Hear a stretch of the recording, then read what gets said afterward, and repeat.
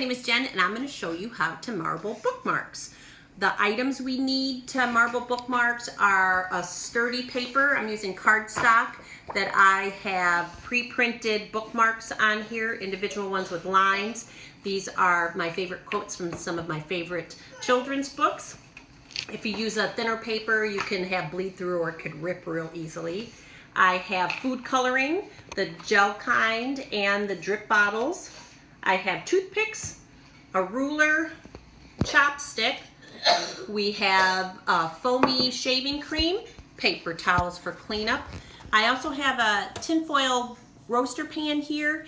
This is great because it has a high sides, but you can certainly use something you have in your kitchen. I do reuse this multiple times for multiple crafts.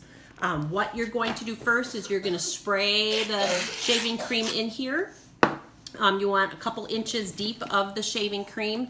Then you're going to put a couple drops of the food coloring in. Or a couple lines. And then you're going to take your chopstick or the toothpick and you're going to draw those lines through. You can do swirls, you can just do drags. You don't want to do a whole big soupy mess because then those colors just become brown and you don't get the distinct marbling pattern. All right, I'm going to take my words down and put them in here. I'm making sure that all my paper is covered with the shaving cream and the coloring. Now the fun part. I lift it up and see what we see. This is where I bring in the ruler and I'm going to scrape off the excess shaving cream. We can use this shaving cream bath for multiple more papers. Once it gets too modelly, I will rinse out the whole thing and we can add more shaving cream and start again. Whoa, that looks real cool.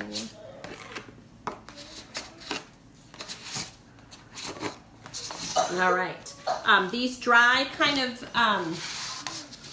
bumpy sometimes. I have ironed them to flatten them out once they were completely dry, and then I laminate them and cut them. We've donated these bookmarks to the local school library then to pass out to the kids. It's a real fun project that the biggest steps are probably set up and clean up. If we have time, we can do one more. You do? All right, so we're going to get this other one in here and we're going to see what round 2 looks like.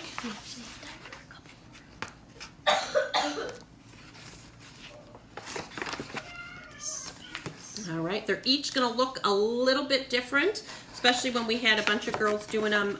Everyone's, you could see what their favorite colors were coming through and what their kind of stirring mechanism was.